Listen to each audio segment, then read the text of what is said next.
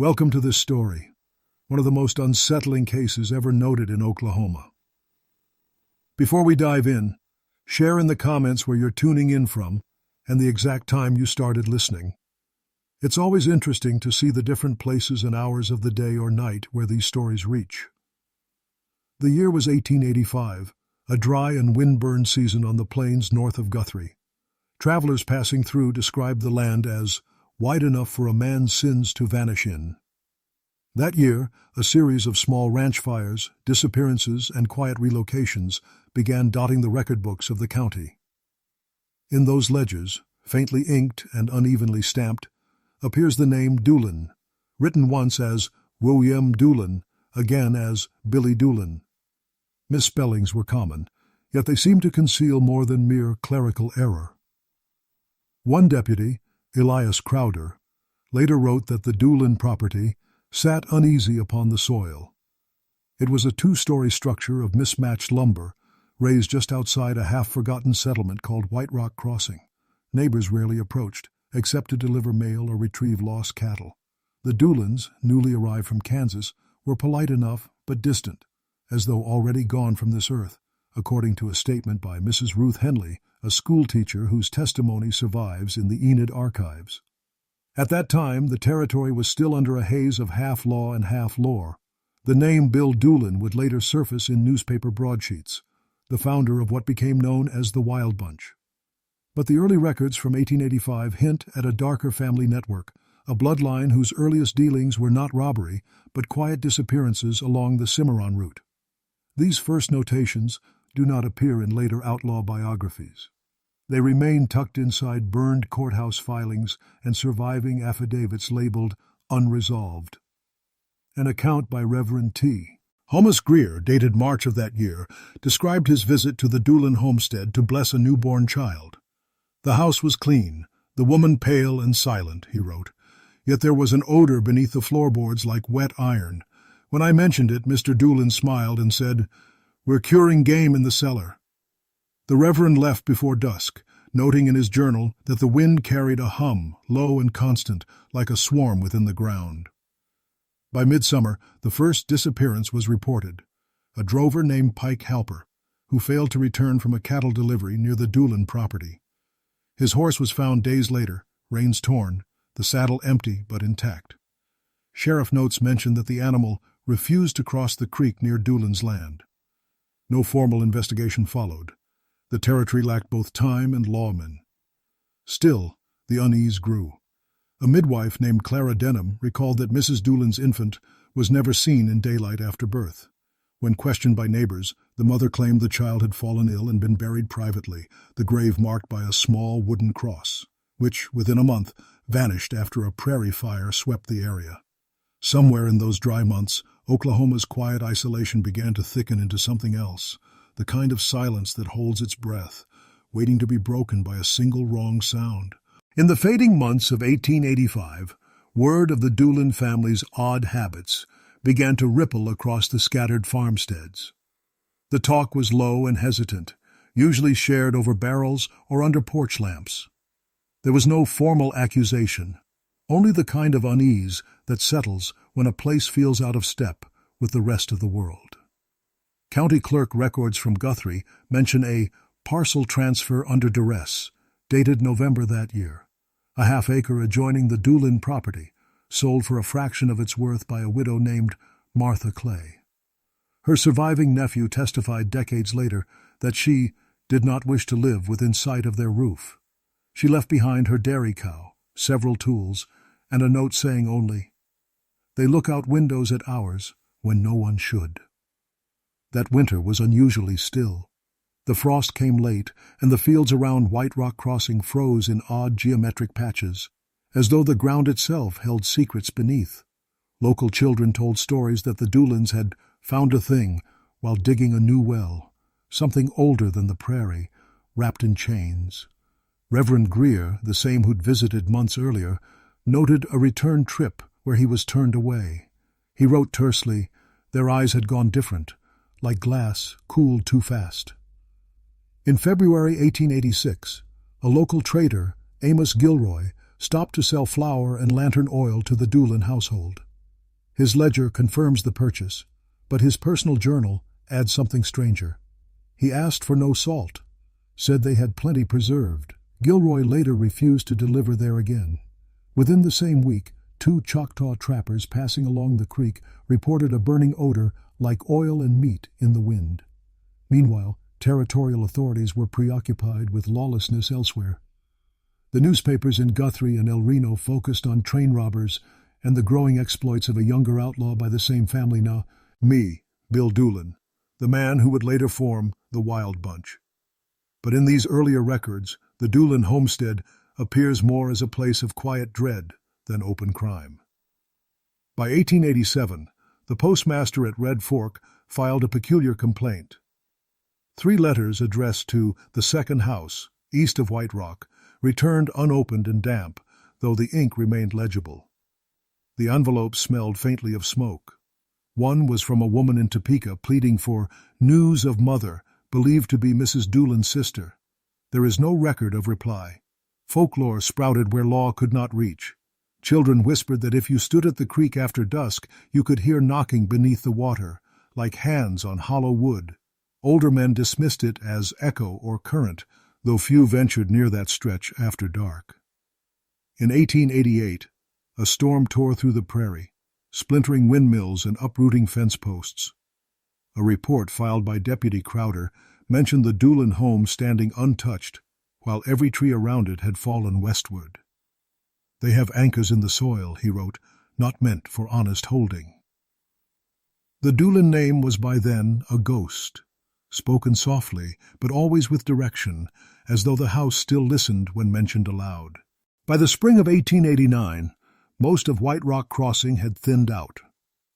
Families moved toward Guthrie or further west to Chase County, leaving behind a handful of structures, a schoolhouse, a forge, and the Doolin property, still occupied. The census taker that year, a man named Henry Wilkes, listed the household as 3 adults, 1 infant deceased. Beneath the column marked occupation, he wrote only varied. Wilkes's report is one of the few surviving documents from that decade. His notes, discovered later in a damaged ledger, describe the Doolin home in almost architectural fascination. Floorboards not flush, heavy beams beneath, odor of tar, wife unwell, pale, male occupant restless, eyes inflamed. He added that a faint ticking could be heard beneath or behind walls. Around this time, the Doolins' nearest neighbor, a widower named Enoch Pierce, began keeping a diary, fragments of which surfaced in estate auctions years later.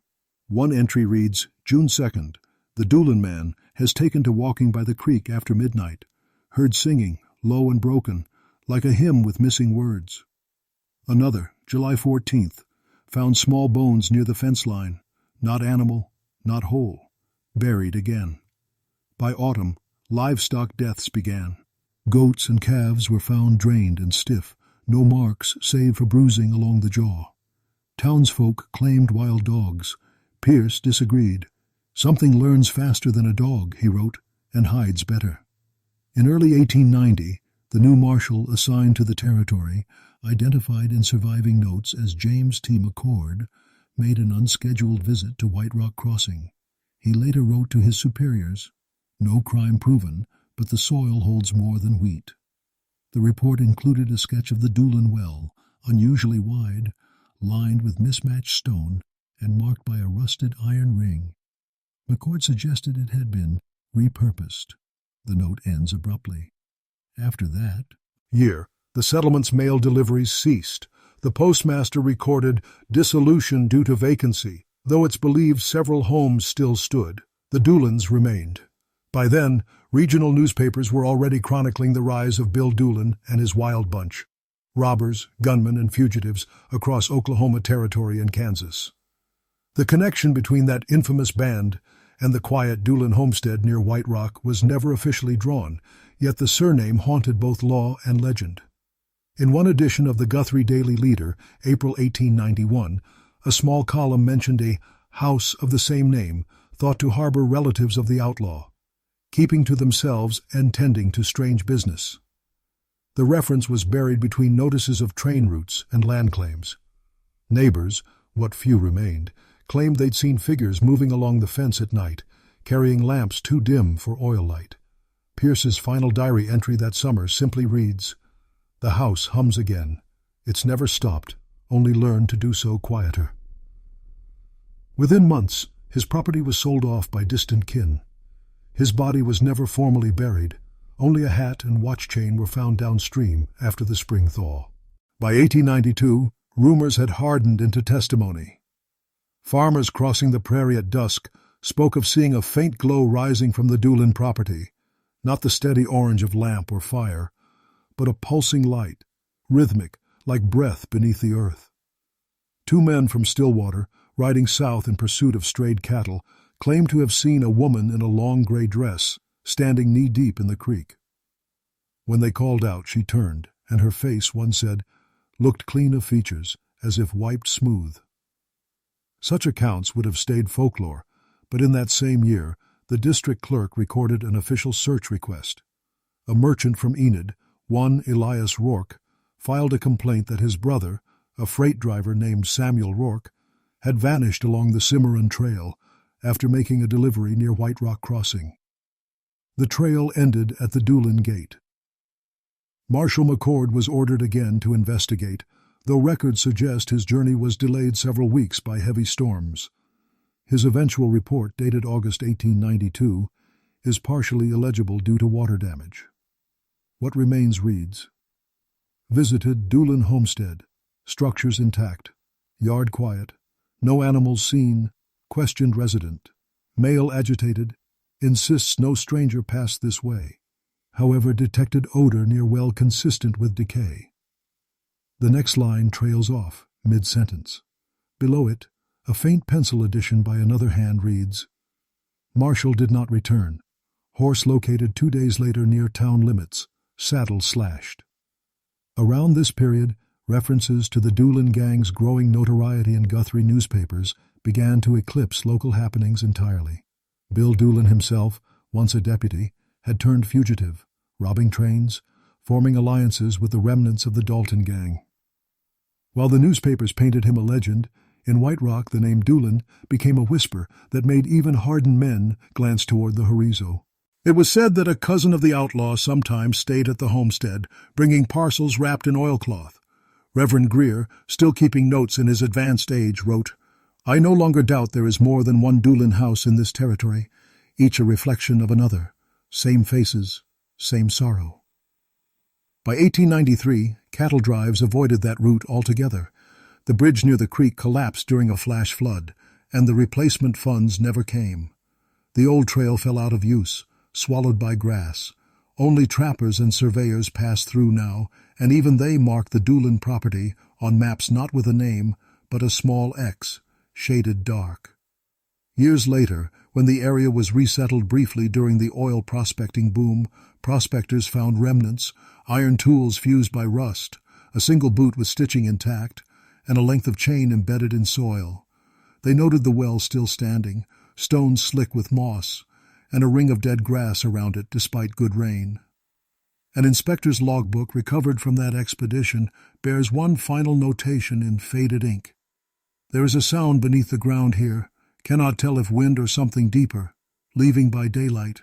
By the spring of 1894, the last surviving witness to the Doolin property's strange silence came forward, a land surveyor named Matthew Cobb. His report, stored in a Bureau of Land Management folder and misfiled for decades, begins without preamble. "Visited Doolin tract. House abandoned, entry unsecured, odor present." He lists details as if cataloging a ruin. Warped door frames, soot on ceilings, and floorboards inconsistent with ground level beneath. Inside the parlor, Cobb noted a slanted rug covering what he described as an unregistered cellar door. When lifted, it revealed a narrow stairway descending into packed clay. His partner, a junior clerk named Simon Barris, refused to go down, writing later that he felt the air move upward, warm and deliberate. Cobb continued alone, lantern in hand. The cellar was small, 8 feet square, but lined with thick lumber. In the far corner he found several lidded crates marked only with the initials WD. Inside were fragments of cloth, portions of bone too fine for cattle, and a rusted revolver bearing no serial number. More disturbing was a ledger bound in oilcloth, its pages water-damaged, yet legible in parts. It contained lists of names, many struck through, and crude drawings of hands, eyes, and small circles connected by lines. No explanation followed. Cobb brought the ledger to Guthrie, intending to file it as part of his survey records, but the county clerk refused to store it, insisting it belonged to territorial authorities. Within weeks, the book vanished from the courthouse. A note in the margin of Cobb's later journal reads, "Returned to sender, though sender unknown." That same year, a small article in the Enid Wave Democrat mentioned the discovery of skeletal remains near the old Doolin place, assumed to be animals or possibly Indian. No further analysis appears in the archives. However, physician Dr. Abel Thorne wrote privately in a letter to his colleague, "The structure of the bones suggests multiple origins, some smaller than I'd prefer to identify."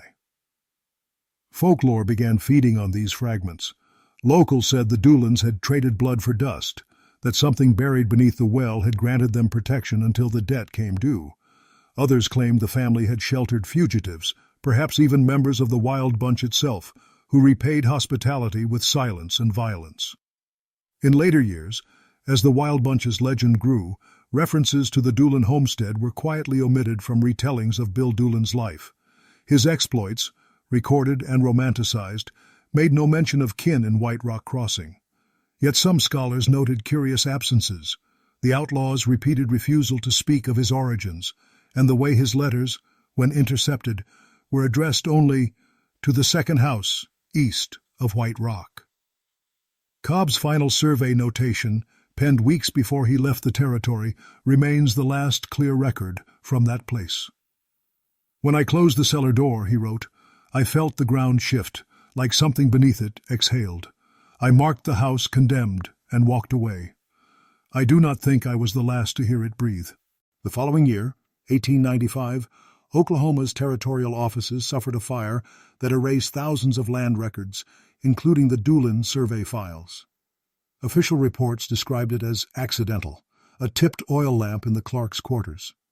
Yet, in a letter from Assistant Registrar Thomas Barris, the same clerk who had accompanied Cobb, a line appears that chills the routine explanation. "The flames began from inside the cabinet marked W. I saw no oil lamp near it." After that, the Doolin tract was simply struck from the register, labeled abandoned and unfit. Cobb himself disappeared not long after, last mentioned in a telegraph requesting passage eastward. His belongings, when later sold in auction, included a charred map of the White Rock area and a broken compass stained with rust, the color of dried blood. At the same time, the Guthrie Daily Leader printed a small feature on outlaw Bill Doolin, captured once, escaped again. His gang's raids had spread across Kansas and the Indian Territory. The piece referred to him as the Phantom Horseman, but one paragraph stood out to those who knew the earlier stories. It described how the outlaw avoided certain roads east of White Rock, refusing to ride near a stretch once belonging to kin. The reporter quoted a deputy as saying, "He said there were debts unpaid there, not the kind gold could mend." That winter, the new owners of a neighboring claim, the Haskins family, began noticing disturbances. Tools missing, footprints around their smokehouse though no livestock gone. Mrs. Haskins reported seeing a figure walking the creek at dawn, and her husband found 2 fence posts carved with the same looping marks once seen in Cobb's ledger drawings, circles linked by faint scratches. They fled the property within months, leaving furniture behind. By 1897, travelers found the Doolin house reduced to a skeleton of beams. The roof had collapsed, yet the cellar door remained visible through the debris. Some said the boards still creaked under no wind. Sheriff McCord's replacement, Marshal Henry Ulmer, visited in May that year with 2 deputies to verify reports of squatters. His notes are methodical. "No human presence, structure unsafe, sound of dripping water below, will return with lanterns. There's no second entry." The folklore grew thicker. Miners passing nearby claimed the well steamed in winter. that its mouth shimmered faintly at night. One prospector swore he heard hammering beneath the ground, like carpenters working underfoot. Such tales blurred fact and fear until even those who believed in ghosts avoided speaking the name aloud. By the turn of the century, the Doolin homestead had become a caution told to new settlers, a warning to mind one's lineage and debts. A faded entry in Reverend Greer's final journal from 1901 recalls hearing from a parishioner that the soil east of White Rock grows nothing but silence. In his final note, Greer wrote a single sentence beneath the name Doolin. They were many, and perhaps still are, only quieter now. In 1903, during a season of heavy flooding, a crew working to redirect the creek near the old White Rock Trail inadvertently reopened what locals believed to be the Doolin Well. According to the county engineer's surviving field log, the ground gave way under a wagon wheel, revealing a hollow cavity about 6 feet wide. One worker, a man named Curtis Vale, lowered a lantern by rope and reported seeing water unmoving, clear as glass, but deeper than light could touch. When the crew returned the following morning, the pit was half filled with black mud and debris. No one volunteered to dig again. The site foreman noted that all tools left overnight had rusted as though months exposed. He closed the entry with the phrase, "Soil not suitable for further use." The incident revived old whispers, drawing the attention of a journalist named Lydia Grant from the Oklahoma State Capitol newspaper. She traveled to Guthrie and interviewed several older residents, among them a frail Reverend Greer, now near death. In her article, she paraphrased his words. "The Doolins built their home over something older than any of us. Perhaps they thought they could contain it. Perhaps it learned to contain them instead." The piece ran under the headline Echoes of White Rock. It was published only once, then pulled from circulation the next day after a complaint from territorial officials. The editor, when asked years later, claimed he had been advised to avoid reviving certain outlaw histories. Grant's personal notebook, however, survived in a university archive. Within it, she described her own visit to the site. Air heavy, no birds. Found iron ring protruding from ground where well had been. When touched, metal was cold and dry despite heat. Thought I heard a soft knock beneath the earth, 3 times, evenly spaced. In that same year, a traveling photographer, Leland Boone, documented abandoned farmsteads across Oklahoma territory. One of his surviving daguerreotypes, now labeled Unidentified Homestead, North Guthrie, shows a charred house frame, a woman's shawl caught on splintered wood, and a faint silhouette near the doorway. Boone's handwritten caption on the back reads, "White Rock Site. Exposure time long. Subject did not move." Locals who later examined the image claimed the silhouette bore resemblance to an old photograph of Mrs. Doolin, though no official likeness of her was ever recorded. Whether coincidence or echo, the resemblance fed new folklore, that the Doolin bloodline had never ended, merely thinned and scattered. By 1905, a new settlement was planned nearby, but surveyors avoided incorporating the Doolin land. The map submitted to the territorial office simply shaded that area in gray and labeled it private, not for development. The well was filled a final time with gravel and concrete. Yet according to an unfiled report by engineer Vale, ground vibrations persisted 2 nights afterward. He ended his note with a final remark, half observation, half prayer. Whatever was below, may it remain listening only to itself. By 1907, Oklahoma had become a state, and with it came a new order of bureaucracy that swept old territorial files into basements and attics. It was during this reorganization that a file marked the second house, east of White Rock, resurfaced in the Guthrie courthouse. Inside were fragments, pieces of correspondence, notes from Marshal Ulmer's last patrol, and what appeared to be the front page of Cobb's lost ledger. At the top of that page, written in careful ink, were the words, "Debts paid, debts due." A clerk named Harold Jennings was tasked with sorting and discarding irrelevant material. His report, dated January 1908, mentions that he felt unwell while handling the second house file. Dizziness, ringing in the ears, a taste of metal. He placed the papers aside, intending to burn them with other duplicates, but by morning they were missing. Only a smear of soot remained where the folder had been. Jennings resigned within the week. Around the same time, a new series of disappearances troubled the Guthrie region. 3 laborers employed in grading the newly laid railway line between Crescent and Mulhall. Their absence was blamed on desertion until one of their shovels was found near the old Doolin property, sunk deep in hardened mud. The handle bore 3 carved circles connected by faint scratches. When word spread, older residents recognized the symbol from stories of the Doolin cellar. One even brought forth an original clipping from Lydia Grant's suppressed article, where the same emblem was described as appearing on a child's toy block recovered from the ash heap. No official connection was ever acknowledged, but the sheriff's department quietly sealed the tract again under a new ordinance for hazardous terrain. In the years following statehood, university researchers began compiling oral histories from frontier towns. Among these interviews is one from a former schoolteacher, Mrs. Ruth Henley, the same woman who had first testified about the Doolin family in 1885. Recorded now in her old age, she spoke softly. They weren't wicked, not at first. He tried to be like his cousin, the one who rode with the gang, but the ground took more from him than any lawman ever could. Her account ends with a single remark that has puzzled historians since. There were 2 houses, you see, the one above and the one they built beneath it. The phrase second house began to circulate among locals as shorthand for anything deeply buried or deliberately forgotten. Farmers joked about finding a second house when their wells collapsed. Children dared each other to whisper it at night.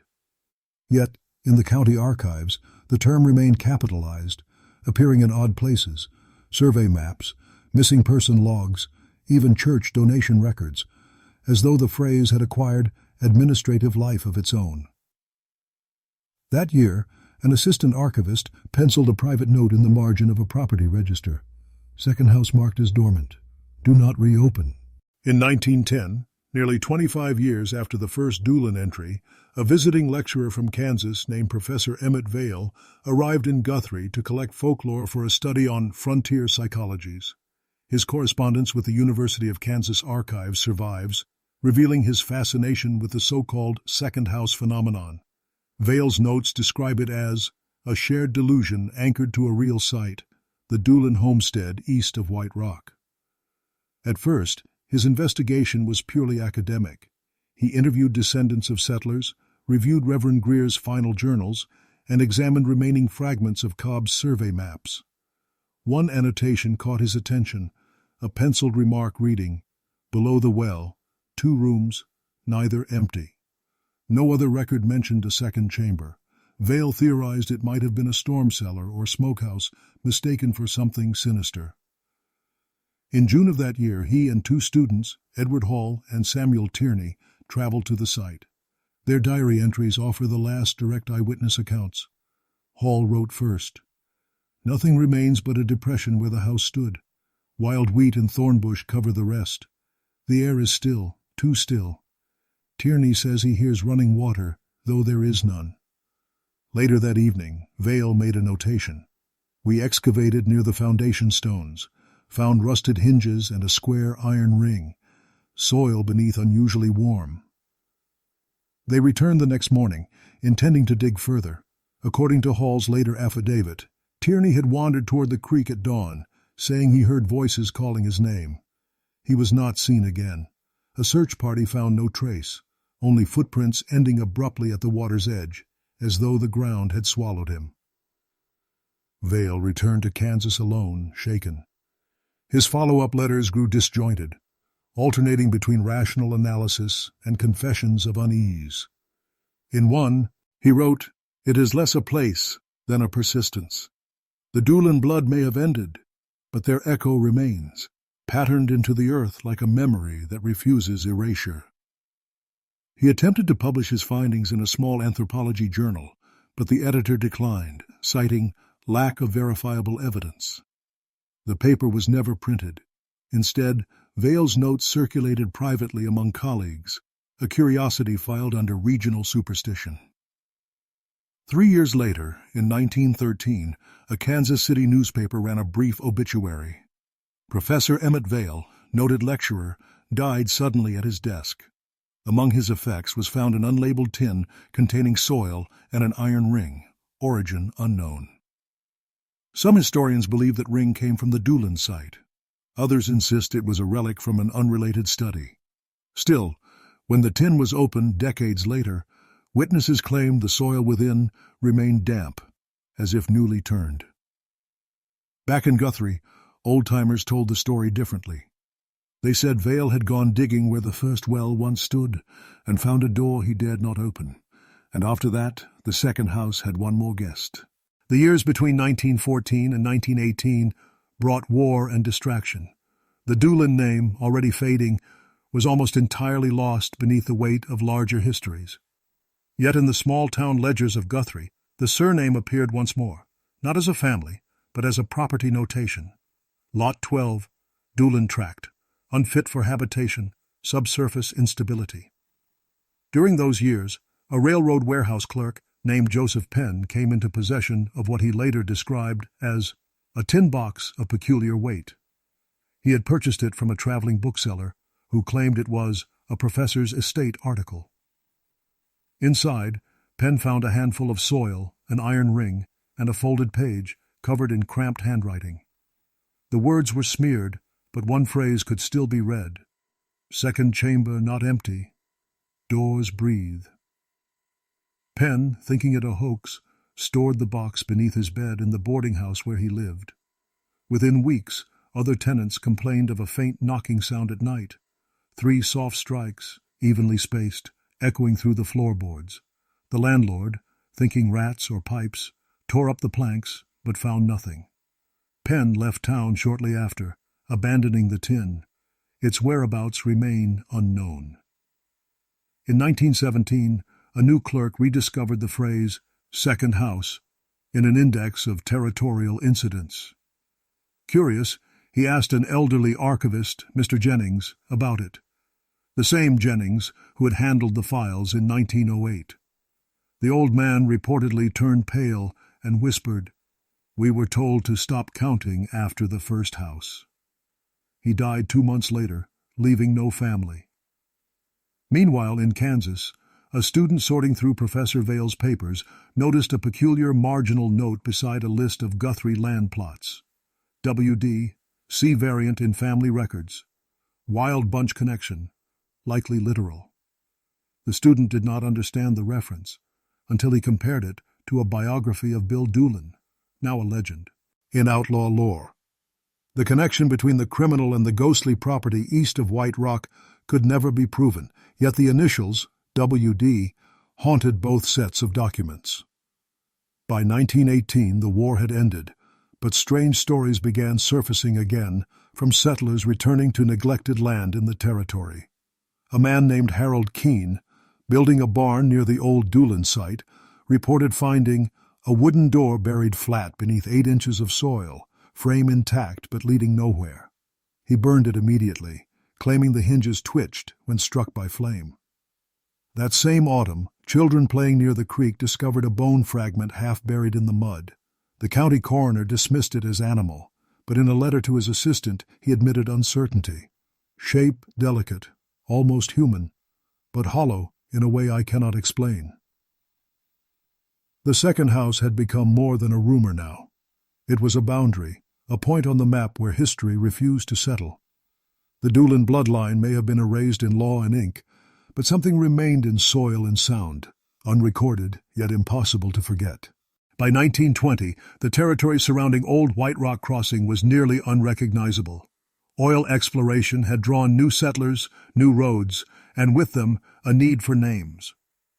One of the new prospecting companies, a small independent venture from Tulsa, filed under the name Doolin Consolidated Minerals.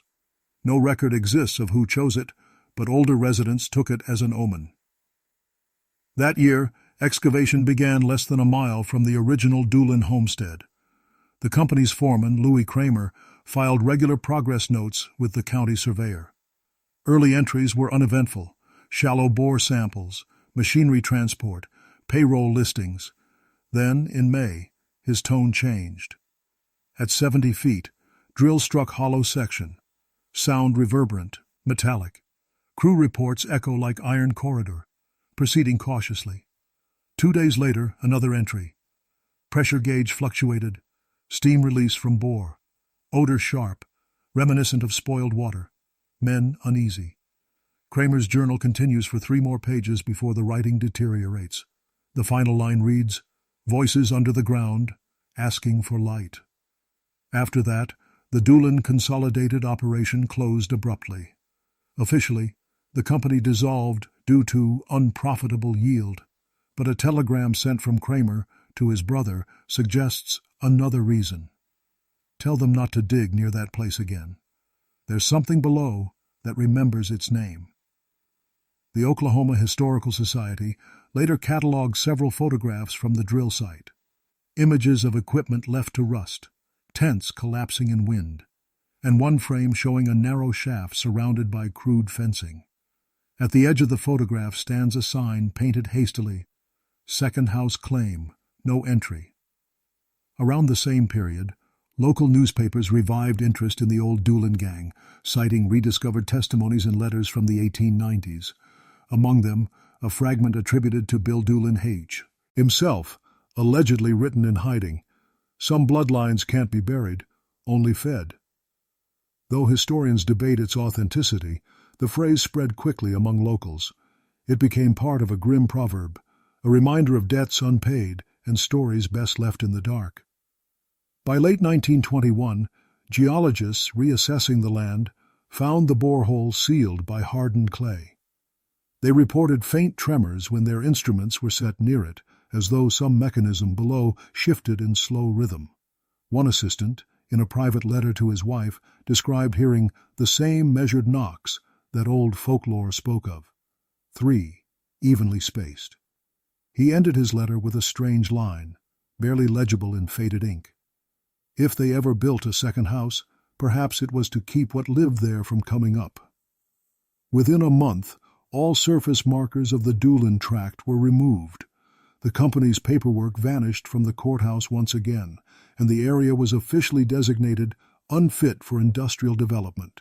In the summer of 1923, a series of peculiar letters began arriving at the Guthrie post office, all postmarked from nearby Mulhall. They were written in a trembling hand, unsigned, each addressed simply to the county clerk or whomever keeps the older names. The first letter complained of noises in the low ground, comparing them to a hammer underwater. The second claimed that lights flicker through the fog at night where the creek bends, and faces watch but do not move. The third letter, longer and more deliberate, bore a single line at the top, concerning the Doolin debt. Clerk records showed that the correspondence was logged but never replied to. Instead, it was forwarded to the state archives, where it sat unread for decades.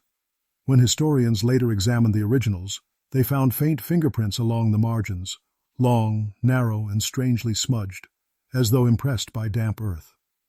At the same time, a retired surveyor named Hiram Lowry was compiling a private map of the county's forgotten homesteads. He marked White Rock Crossing with a black X and noted in his ledger, "Soundings reveal subsidence. Subsurface cavity matches the old Doolin Foundation. Locals refuse to assist." Lowry's notes became the last technical record before the area was formally declared hazardous. Yet he remained obsessed, returning alone to the site one evening in October 1923. His body was found 2 days later, half buried near the creek. The coroner's report listed cause of death as exposure and exhaustion, but the attending deputy wrote privately, "He looked frightened even in death, like a man who'd seen light where none should be." A single object was recovered from his coat, a folded scrap of paper bearing only the initials WD, and a sketch of 2 rectangles, one inside the other, linked by a line of dots. Scholars later identified this as the same emblem Foo, and in Cobb's ledger and on fence posts decades earlier. That winter, the story of the letters from Mulhall spread quietly through the region. Farmers locked their wells, miners refused to dig near the riverbank, and the phrase second house reappeared in local sermons, now as metaphor for sin unburied. One preacher in particular, Reverend Amos Ball, gave a sermon that December titled The Ground That Keeps Its Breath. His surviving notes read, "The Lord buries sin in the sea, but man buries it in the earth, and the earth, unlike the sea, remembers." After that sermon, Ball left Guthrie abruptly, citing illness. Parishioners later reported that he'd been seen at dawn near the White Rock ruins, standing motionless, his hands clasped as though listening. He did not return to the pulpit. In the following months, the creek swelled with spring rains. Locals swore the water turned darker for several days, though no storm had come through. When questioned, one farmer muttered, "The house breathed again." By 1925, the Doolin story had become a subject of quiet fascination among university archivists and historians of the frontier. Yet, whenever attempts were made to publish a comprehensive account, the manuscripts stalled or disappeared. A researcher named Clara Henshaw, working out of the University of Oklahoma, gathered the most complete set of materials to date. Cobb's survey notes, Vale's correspondence, fragments of the Mulhall letters, and began drafting a report titled Subterranean Settlement Beliefs of Early Oklahoma. Her colleagues praised her thoroughness until midway through her work she began adding field observations of her own. In one draft margin she wrote, "Return to the Doolin site. No structure remains, yet ground still warm where well once stood. Soil pulses faintly, could be wind or something deeper." She was advised to strike that line before publication. Instead, she expanded it, adding a note about an underground resonance detectable when listening through a wooden dowel pressed to the earth. She described it as a slow, steady vibration, like a heart turned sideways. When the journal issue finally went to print in 1926, Henshaw's paper was missing. The editor claimed she had withdrawn it voluntarily.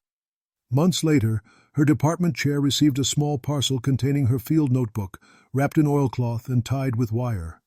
Inside, every page after June 12th was blank, except the last, where the same 3 circles appeared, connected by scratches. No one saw Henshaw again after that summer. The university quietly reassigned her research files to restricted access, labeled under folkloric pathologies. In 1927, a geology student conducting soil studies in the same county discovered that the area once known as White Rock Crossing showed periodic electromagnetic anomalies. He recorded brief surges on his instruments, 3 pulses, evenly spaced, before the reading ceased. His supervisor dismissed it as interference from telegraph lines, though none existed nearby. A brief internal memo from the State Geological Survey notes the location by coordinate, then adds in pencil, "Do not return, ground unsettled, reports of noise." As the 20th century deepened, the Doolin name receded once more into the background, part legend, part bureaucratic ghost. The outlaw Bill Doolin, now safely confined to history books and dime novels, had become a romantic figure. Yet every retelling omitted the house, the well, and the debt. The official narrative stopped neatly at his death in 1896, his grave photographed, his name tidily concluded. Still, among archivists and old courthouse clerks, there persisted a quiet superstition. When handling files older than the state itself, one should never lift a page too quickly, for fear of hearing the paper knock back. And in the Guthrie courthouse basement, where the humidity still rises from unseen foundations, one unnumbered drawer remains sealed with black wax. Its label, faded but legible, reads only, "Second House, Dormant." In 1929, nearly half a century after the first reports of the Doolin homestead, a retired railroad engineer named Oscar Breen returned to Oklahoma Territory to write his memoirs. He had worked on the early lines near Guthrie and claimed to remember the old trail where the earth groaned like metal under frost. His papers, later found in a cedar chest by his granddaughter, contained sketches of trestles and soil grades, and tucked among them, a small notebook titled Private notes on subgrade anomalies. The first entry described an inspection in 1897. Creek south of White Rock unstable. Iron deposits beneath surface vibrate without cause. Tools hum when placed on ground. Breen had apparently measured these vibrations using simple equipment, a brass pendulum, and a length of cord. The readings, though crude, revealed a pattern repeating every 20 seconds. He attributed it to groundwater or distant machinery, but his later notes grew more doubtful. Amplitude increases at night, he wrote. Possible that resonance is organic. The notebook continued with sketches of waveforms, half technical, half artistic, resembling heartbeat traces. One page, written shakily, reads, "There's a pulse that isn't the planet's. Heard it again last night, closer." His final entry, undated, lists a series of coordinates and one phrase beneath. Second house confirmed. Never two, always one above, one below. When the notebook was presented to the State Engineering Board decades later, most dismissed it as eccentricity. Yet curiously, Breen's coordinates aligned almost perfectly with the location of the Doolin property as marked on Cobb's 1894 map. A folklorist reviewing the materials in 1930 found the phrase, "second house confirmed," unnerving. In her own report, she noted that Breen's handwriting appeared darker on that line, as if impressed by more pressure than human fin. Gers alone. The old railway bed he'd once surveyed was reclaimed by weeds, its tracks rusted and sunken. Yet locals continued to report faint metallic knocking underfoot near the site, especially after heavy rain. Children from nearby farms would sometimes dare each other to lie flat on the ground there, listening. One later recalled hearing a hollow heart beating slow, another chains dragging somewhere deep. By then, few connected such whispers to the Doolin gang or the outlaw stories printed in cheap pulp novels. But those who kept the older tales knew the names still aligned: William, Bill, and the ones before him who built the first house. When Breen died that winter, his granddaughter described hearing tapping in his study the night before. 3 soft knocks, deliberate, spaced apart. She opened the door to find his chair empty, the notebook gone. Only a faint smell of dust and cold iron lingered in the room. In Guthrie, the courthouse custodian still refused to store papers from that tract. One clerk reportedly muttered, "It isn't the house that's haunted, it's the ground waiting for a name to answer." By 1931, Oklahoma's economic despair had driven new settlement efforts into even the most desolate regions. Among them was a government relief project to map reusable rural land for subsistence farming. One of the areas chosen for reclassification was inevitably the old White Rock tract. The lead surveyor, Charles H. Monroe, left an exhaustive paper trail. His daily field entries, preserved in the National Archives, began routine: weather, terrain, soil yield. But midway through June, his tone shifted. "Ground uneven," he wrote, "older foundation stones beneath topsoil, alignment irregular, like ribs under cloth." Monroe requested additional equipment to measure subsidence. The following week, he added another observation. At night, camp instruments pick up a rhythmic oscillation, 5 to 6 pulses per minute. Crew attributes it to river flow. The river is dry. One assistant, a veteran of the Great War named Paul Henders, kept a personal diary during the same expedition. His entries, though plain, describe mounting unease among the men. "You can feel it in your teeth," he wrote, "like distant thunder underfoot. The dogs won't sleep. Something moves in the ground." On the evening of June 17th, the survey tent collapsed after what was described as a shallow quake localized entirely within 50 feet. No surrounding instruments recorded any tremor. The team abandoned the site at dawn. In the official report, Monroe summarized the incident in one terse sentence: "Subsurface instability renders area unfit for habitation or tillage." Unfit, the same word used in the earliest Doolin files half a century before. That autumn, a crate labeled Survey, White Rock 1931, was shipped to the state records office. Its contents were expected to include soil samples and photographs. Instead, when opened the following year, it contained only 3 items: a rusted iron rod, a torn cloth with the initials WD, and an unaddressed envelope bearing a single sheet of paper. On it, written in steady, almost formal handwriting, were 7 words: "The debt stands. We remember the light." Archivists sealed the materials in a restricted cabinet. Yet rumors spread that the samples had been mishandled, that a custodian, curious, had placed his ear against the iron ring and heard breathing. Within months, he resigned without explanation, leaving behind only his badge pinned to the courthouse steps. The Depression years buried the story again.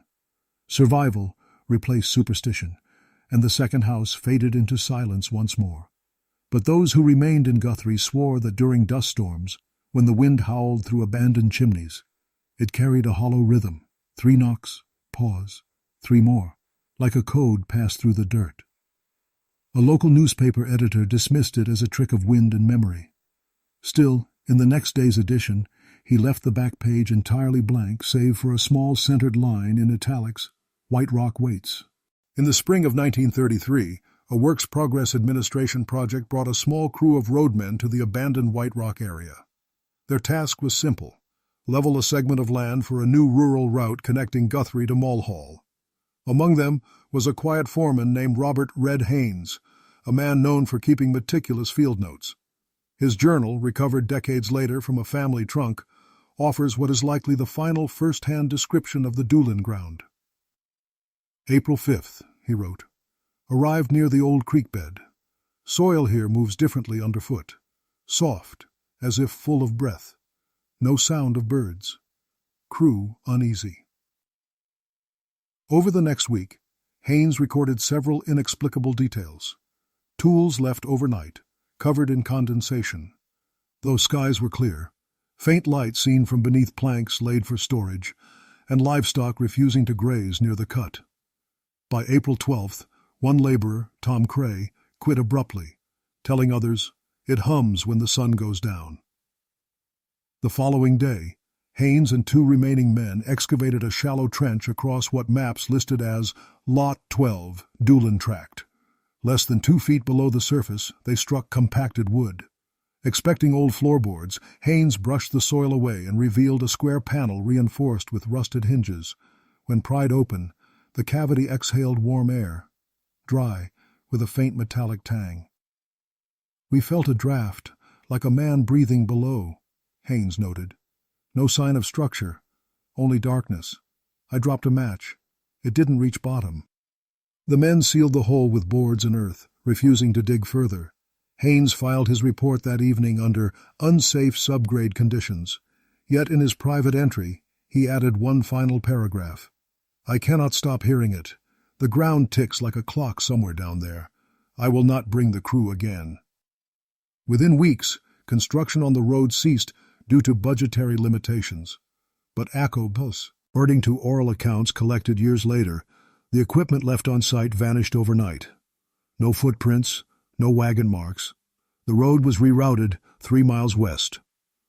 When a WPA inspector visited months later, he found only a flat stretch of prairie, perfectly smooth, as though rolled by unseen machinery.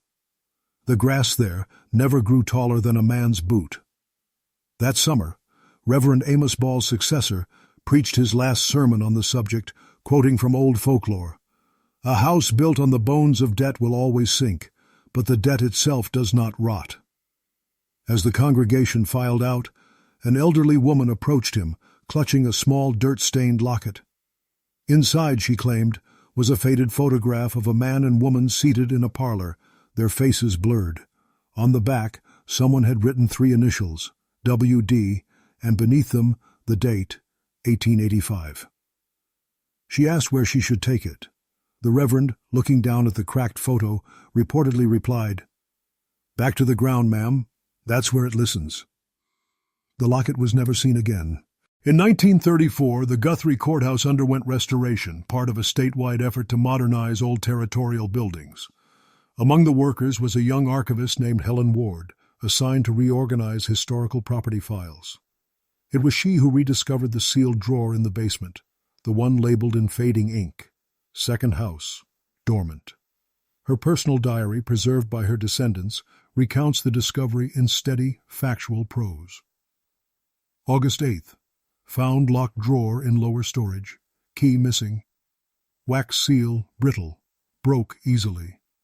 Inside, she found the iron ring from the 1931 survey, wrapped in linen, and several sheets of paper blackened by smoke. Beneath them lay an envelope addressed simply, "To the next keeper of names."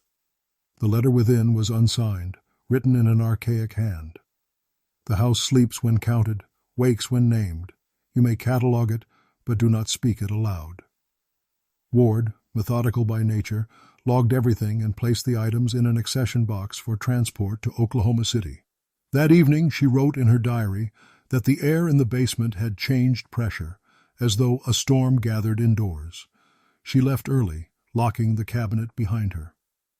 The next morning her supervisor found the cabinet open again, the iron ring missing. A faint trail of dust led toward the foundation wall, where a small fissure had opened overnight. It measured less than an inch wide, but extended downward into shadow.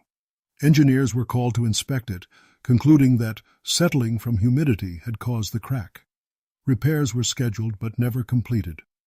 Ward continued her work despite growing unease. Her final diary entry, dated August 12th, reads, "Dreamt of stairs descending through soil. Heard ticking again. Steady not from the clock. Smelled metal and wet wood. Woke with dirt beneath fingernails." She vanished 2 days later. Her belongings remained neatly arranged on her desk, the accession form signed, but the transfer box empty. On the last page of the courthouse logbook for that week, an unknown hand added a notation in the margin, "Second house accounted for." After her disappearance, the restoration halted indefinitely. Workers refused to continue in the basement after several reported hearing knocking behind the walls, always 3 times, evenly spaced. The county quietly sealed the lower level and built a new records office across the street. To this day, the original courthouse foundation remains intact beneath layers of renovation, the old vault entombed within concrete. Maintenance crews avoid drilling there, citing structural irregularities. Some say the air still trembles faintly when storms roll across the prairie. Not thunder, but something older, listening. In one of her earlier entries, Ward had paraphrased a line from Professor Vale's notes she had found among the documents. "The Doolin blood ended in flesh, but its record continues, bound to the earth like a sentence awaiting breath." Winter of 1935 arrived early across Logan County. The wind sharpened, carrying dust so fine it coated windows like frost. In the rebuilt Guthrie Records office, a new clerk named Edward Sloan was tasked with inventorying the unresolved files from the old courthouse. The stack was small, misnumbered deeds, unsigned affidavits, and one slim envelope marked "White Rock Closed." Sloan logged the envelope, opened it for indexing, and found a single scrap of paper inside. On it, pressed faintly into the page rather than written, were 3 round indentations, each joined by a fine scored line. No ink, no handwriting, only the impression of a symbol. He placed it under the lamplight and rubbed the surface gently with graphite. The faint pattern darkened, forming the same mark that had surfaced for 50 years in every related account. He noted the find in his ledger, then paused to listen. In his later statement to colleagues, Sloan recalled hearing a low knock somewhere below the floor, not loud, not random, as if answering. The others dismissed it as the settling of the new foundation, but Sloan, unsettled, locked the envelope in a drawer and requested reassignment to Enid the next week. That night, the janitor reported a humming in the basement, rhythmic, almost mechanical. He followed it toward the sealed wall of the old courthouse foundation, now incorporated into the new structure. There, he found moisture seeping through the masonry in slow, regular pulses. When touched, the surface vibrated faintly, like the skin of a drum. The humming stopped only after he turned off the lights. Days later, the janitor quit without notice. His statement, filed years afterward, ends with one line: "I think it breathes better in the dark." The official record of the Doolin property ends here. No further references appear in county archives after 1935. The land east of Wyses. The rock crossing was eventually absorbed into private ranch holdings, unmarked and unused. Locals say the grass there grows thin, the soil always a few degrees warmer than elsewhere. Once every few years during dry seasons, a faint depression reappears near the old creek, circular, smooth, like a lid settling back into place. Hunters avoid it. Children are told the ground there hums if you stand too long. And yet, the old stories persist in whispers, that the Doolins built a house to shelter themselves and another to shelter what lived beneath. That when the second house sealed, it did not close forever, only waited, listening through the bones of the earth, keeping count. If you ever find yourself on that prairie at dusk, when the wind stills and the dust settles flat, you might hear it too. 3 knocks, steady, deliberate. You may tell yourself it's just the shifting of soil or the echo of some distant train long vanished from the tracks. But those who know the older maps will tell you otherwise. They'll point to that gray-shaded patch east of Guthrie and say quietly, "That's where the first debt was buried, and where it still keeps its breath."